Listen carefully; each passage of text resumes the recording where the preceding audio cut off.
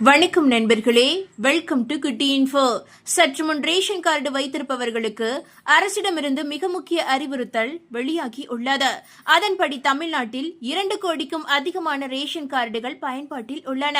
இந்த கார்டு வைத்திருக்கும் பொதுமக்களுக்கு பெயர் சேர்த்தல், நீக்கல், முகவரி மாற்றம் உள்ளிட்ட தேவைகள் இருந்து கொண்டே இருக்கும்.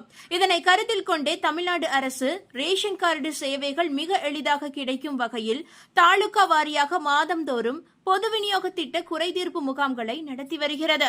இந்த முகாம்களில் கலந்து கொள்ளும் பொதுமக்கள் புதிய ரேஷன் கார்டு கேட்டு விண்ணப்பிக்கலாம். ரேஷன் கார்டில் இருந்து பெயர் சேர்த்தல், நீக்கல், பெயரில் உள்ள எழுத்து பிழைகளை சரி செய்தல் போன்றவற்றுக்கு மனுவும் கொடுக்கலாம். மேலும் 65 வயதை கடந்தவர்கள், வசிக்கும் குடும்பம் என்றால் தாயுமானவர் திட்டத்தின் கீழ் ரேஷன் பொருட்கள் வீடு தேடி வருவதற்கு மனுவும் கொடுக்கலாம். ரேஷன் கடைகளில் பொருட்கள் விநியோகத்தில் குறைபாடு இருந்தாலும் இந்த குறைதீர்ப்பு முகாம்களில் தாராளமாக புகார் தெரிவிக்கலாம். இப்படி பல சேவைகளுக்கான ஒரு தீர்வை ஒரே நாளில் கிடைக்கும் வகையிலேயே மாதந்தோறும் இந்த பொது விநியோக திட்ட குறைதீர்ப்பு முகாம்கள் நடத்தப்பட்டு வருகின்றன.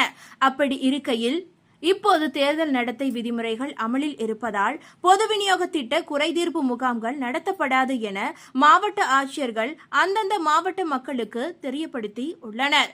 மேலும் வாரந்தோறும் மாவட்ட ஆட்சியர்கள் தலைமையில் நடக்கும் குறைதீர்ப்பு முகாம்களும் தேர்தல் நடத்தை விதிமுறைகள் முடியும் வரை நடத்தப்படாது என்றும் தெரிவிக்கப்பட்டு உள்ளது.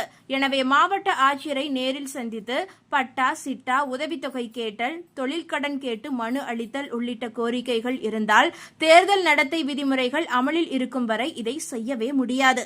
ஏனென்றால் மாவட்ட ஆட்சியர் அலுவலகங்களில் இந்த முகாம்களே நடக்காது.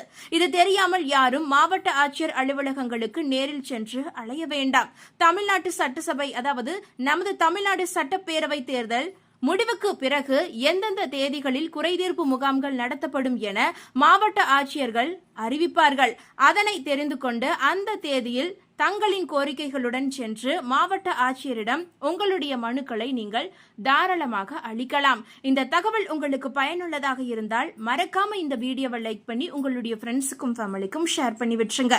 ரேஷன் கார்டு குறித்த உடனுக்குடன் அப்டேட்டுகளை தெரிந்து கொள்வதற்கு மறக்காம நம்மளுடைய இந்த குட்டி இன்ஃபோ சேனலை சப்ஸ்கிரைப் பண்ணி பக்கத்தில் இருக்க மினி பெல் ஐக்கானை கிளிக் பண்ணி வச்சுக்கோங்க. நன்றி நண்பர்களே.